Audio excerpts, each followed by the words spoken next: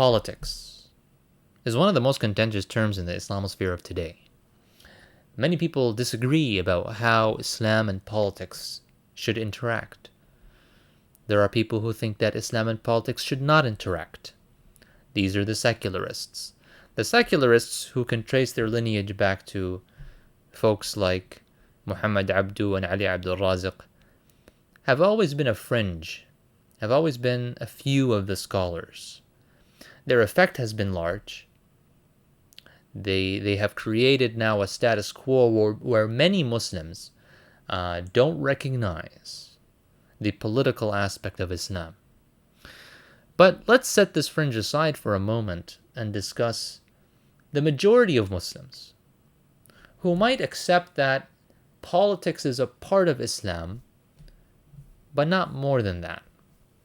You know, politics is part of Islam, like marriage, like business, but it is one branch, and at its core, Islam is not political.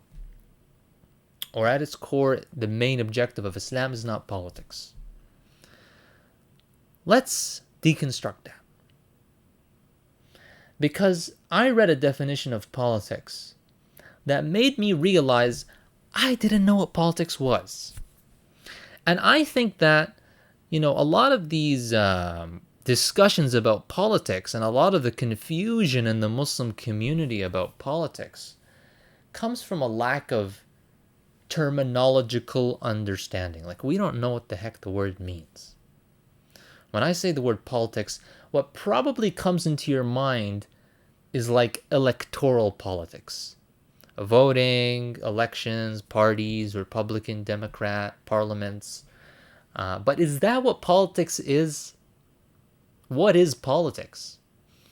See, one of the challenges to answering this question, and maybe before I get to that, just to kind of add to the context, I read the first chapter of a book called Islam and Politics by a scholar called Taqi Usmani. And he makes that case. He makes that case that, like, look, Islam, no one can deny, has an important aspect to it, and that is politics. But don't you dare say that at its core, Islam has it as its actual objective, or whatever terminology he uses.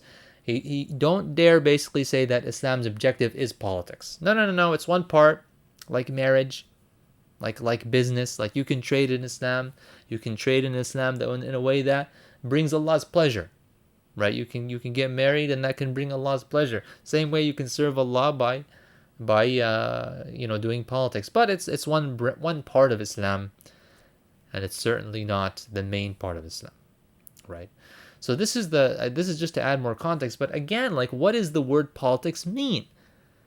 Because this scholar, in his whole book, did not define the word politics. I checked, which was shocking to me, because for a word that is so contentious, and not only contentious but central to the whole point of the book, you would think that he should not only define it but do a deep dive deconstruction of the word, because one of the challenges, going back now a little bit, one of the challenges with the word politics is that we do live in a secular world order. We do live in a secular status quo, and it's been now the norm for hundreds of years that religion is separate from politics.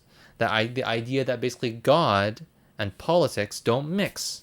Render unto Caesar what is to Caesar, render unto God what is to God. So when you have that, understand that definitions of words are meant to serve the way we speak about ideas. If you look up I haven't done this actually, but if you look up the definition of the word politics in a modern day dictionary, that definition is going to be in service of the way that word is used and understood today in a secular context. But what about in our context? What about in the Muslim context? Well, I had the idea. Let me actually just go in the old Arabic dictionaries and search politics. Obviously not politics, but the word that we use for politics in Arabic, siyasa. So I decided, let me actually look up, what does siyasa mean?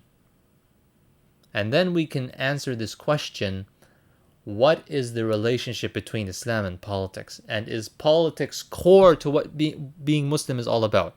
As a Muslim, yani, is politics your domain? Or is it just something that, some people do? Okay. So I looked it up, and the first definition I found, there's this great tool on the internet called Arabic Lexicon. I'll try to link it if I can find it again. This was a while back. But I searched the word siyasa, and it searches basically several Arabic dictionaries. The first one was, what was it called? I remember this. Something اصطلاحات الفنون والعلوم. I forget the first word. But it's basically terminologies of the arts and sciences by at-Tahanawi. It's a 18th century Gregorian text. And that's the first one that came up, and I found so it's not cherry picked. This is literally the first definition I found, and I found other definitions that are similar to it. And he says that السياسة إرشاد الخلق إلى السبيل المنجي في الدنيا والآخرة. Whoa!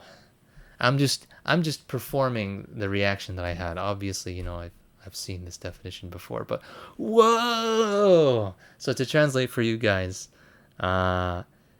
politics is guiding humanity to the path of salvation in this world and the next. And who can read that definition and say that Islam is not just all about politics in all of its aspects? Who can say that the objective of Islam is not to guide creation to the path of salvation in this world and in the next? Right? And it made me just zap out of my secular context of living in the 21st century. Because when you read these old definitions in these old books, sometimes they speak in a way that you don't even acknowledge how different it is because you haven't looked at their definitions. Like when they say politics, they don't mean what we mean. When they say siyasa, they don't mean what we mean. They have a totally different context. So sometimes people can use the same words across history, but words will always get appropriated for whatever makes sense, right? If in the future, cars become hover cars, I'm just making up an example, we would start just referring to car by those things that fly and don't have wheels. So, hey, the English vocabulary or an adult human's vocabulary is around 20,000 words. Every word is precious. These are the words that we use to communicate ideas. So there's not going to be wasted words. You can't just have words for every single idea, even the ones that we rarely or never use. So it's not a wonder that the English language as it is today is not well suited for discussing Islam. Because the basic idea of Islam, which is God's sovereignty, the subjugation of everything to God, the submission of everything to God, that basic idea is not part of the Western landscape of ideas, right? Because again, secularism is the regime, it's the new order. So we don't have great ways of talking about what Islam really is in the English language.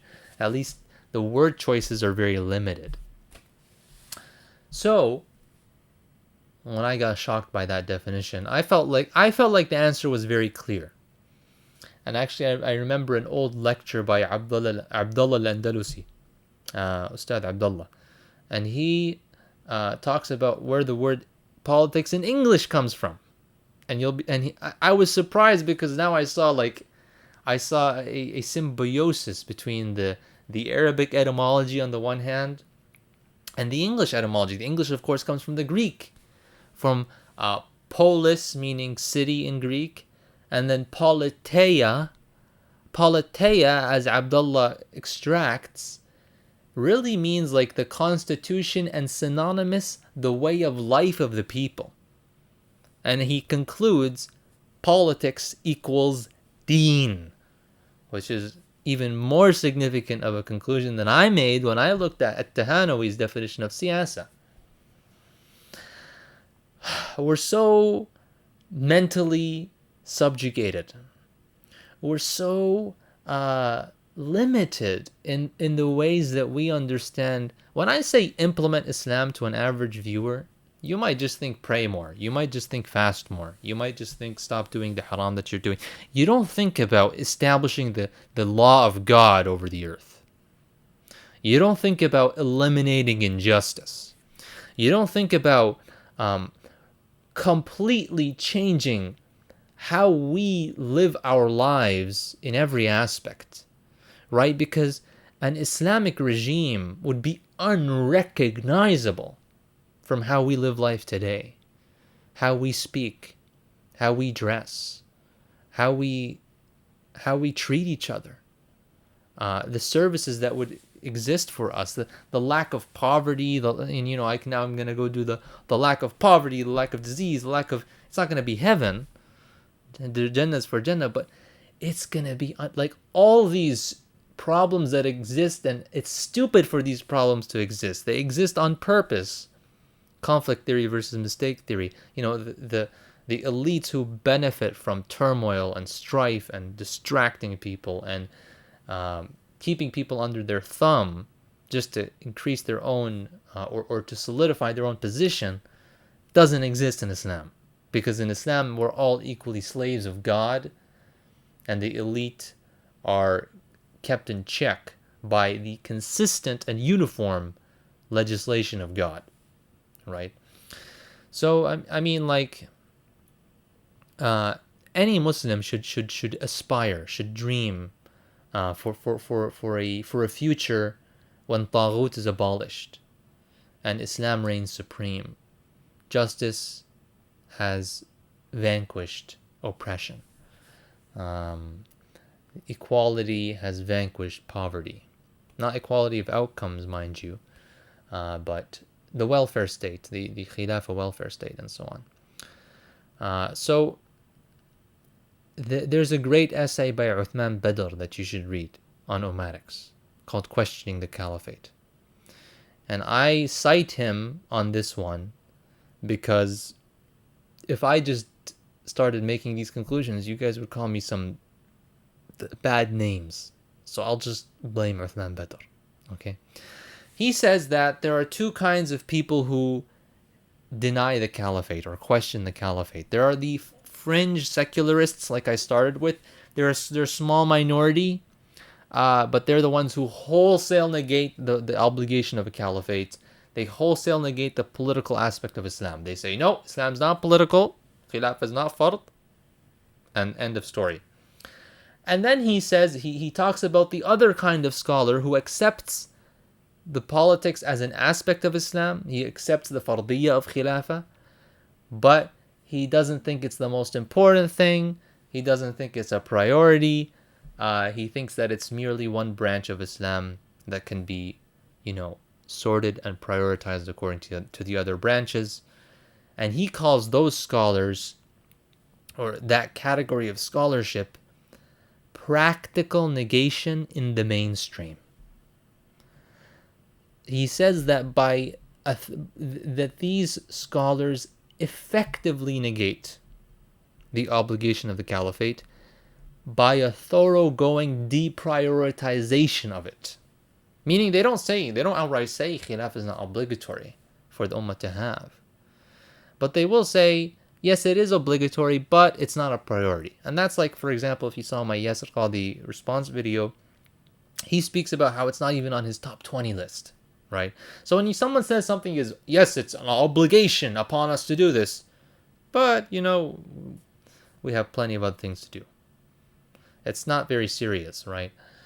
So that's what differentiates me from people who talk about politics like that, is that I think that, no, not only is Islam political, but politics is at the basics of what Islam is about. The objectives of Islam are political objectives. And that we as Muslims need to understand that, to understand the Islamic worldview, and to become activists for reestablishing Islam politically.